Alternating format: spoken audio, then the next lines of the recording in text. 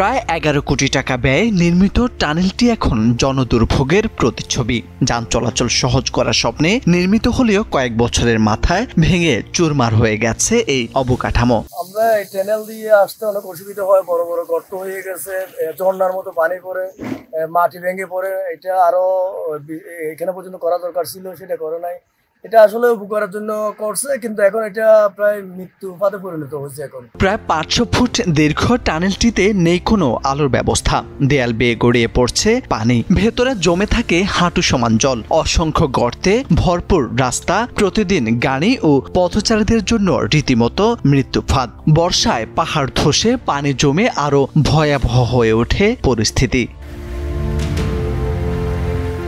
স্থানীয়দের অভিযোগ, অপরিকল্পিত ও নিম্নমানের কাজের কারণে উদ্বোধনের অল্প সময়ের মধ্যেই টানেলটির এই দশা। তাদের মতে এটি সরকারের অর্থ লুটপাটের এক প্রকৃষ্ট উদাহরণ। টানেলের ভিতর পানি ঢুকতেছে, পানির ভিতর কাদা, টানেলের ভিতরে কেউ হাঁটতে পারে না, এবং কি অনেক কষ্ট করে মানুষ হাঁটাচলা করে এদিকে, এবং এখানে অনেকজন আছে তাদের জন্য সাহায্য করে না।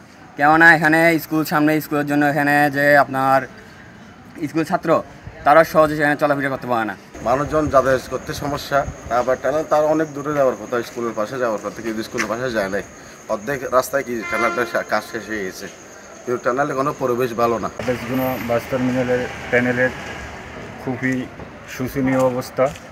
মানে দিনের বেলা কারেন্টের কোনো আলো বাতি দেয়, আর আপনার দোনো পাশে নিষ্কাশনের জন্য পানি সুপ করে। এখানে আপনার দেখা গেছে কোনো নিরাপদের কোনো নেই। পার্বত্য চট্টগ্রাম উন্নয়ন বোর্ডের তথ্য মতে 2018 সালে প্রায় 11 কোটি টাকা ব্যয়ে শুরু হয় বান্দরবানের এই টানেল নির্মাণ কাজ।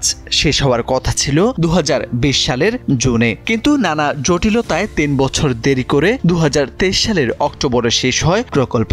কাজটি সম্পূর্ণ করে MM ট্রেডার্স লাইসেন্স নামে একটি প্রতিষ্ঠান। উদ্বোধন করেন তৎকালীন পার্বত্য চট্টগ্রাম বিষয়ক মন্ত্রী বীর বাহাদুর ও শহীদ সিং MP। এই টানেলটার ভিতরে হাঁটা যাইতেছে না, ভিতরে গুট অন্ধকার, মানুষজনের যাওয়ার মতন নাই, ফাঁক দিয়া পানি পড়ে। এখানে তো লাইটও নাই, কিছু মানে গাড়ি চালাইতে কষ্ট হয়। আমাদের জন্য লাইট থাকলে ভালো হবে। ফুট কাদা সবগুলো মাটি ভর্তি হয়ে গেছে, লাইট দিলে ভালো হবে। এখানে পর্যন্ত ট্রেনের ভিতরে প্রত্যেকটা জায়গা থেকে প্রায় 15 থেকে 16টা স্পট থেকে পানি চেয়ে পড়তেছে, মাটি পড়তেছে। পার্বত্য চট্টগ্রাম উন্নয়ন বোর্ডের নির্বাহী প্রকৌশলী আবু বিন ইয়াসিন আরাফাত জানান, এটি আসলে সংযোগ সড়ক। সবাই বলছে টানেল, বৃষ্টিতে জয়েন্ট থেকে পানি পড়ে। উদ্বোধনের সময় লাইট আর জিও ব্যাগ চুরি হয়ে যায়। বর্ষার পরে সংস্কারের উদ্যোগ নেওয়া হবে। ওটা তো আসলে টানেল একটা ওয়ে, মানে সংযোগ সড়ক বলা যায়। তো আমাদের মূলত ইয়া ছিল যে আমাদের সেগমেন্ট যেটা 50 ফিট পর আমাদের আরসি ঢালাই পর একটা কনস্ট্রাকশন জয়েন্ট দিতে হয়, তাহলে কংক্রিট গুলো একটা টানা ঢালাই করা যায় না, ফেটে যায়। তো ওই কনস্ট্রাকশন জয়েন্ট যেগুলো আছে, ওই কনস্ট্রাকশন জয়েন্ট গুলা আমরা সিল করে দিয়েছিলাম টোটালি। আর উপরে পানিটা যাওয়ার জন্য সাইডে আমরা মাটি টিউবের দিয়ে ড্রেন আউট করার জন্য ব্যবস্থা করে দিয়েছিলাম।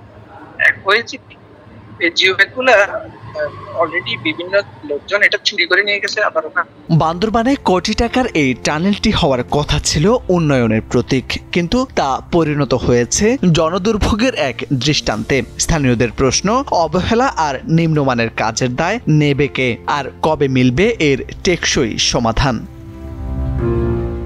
মোর্শেদ আলম, সময়ের আলো।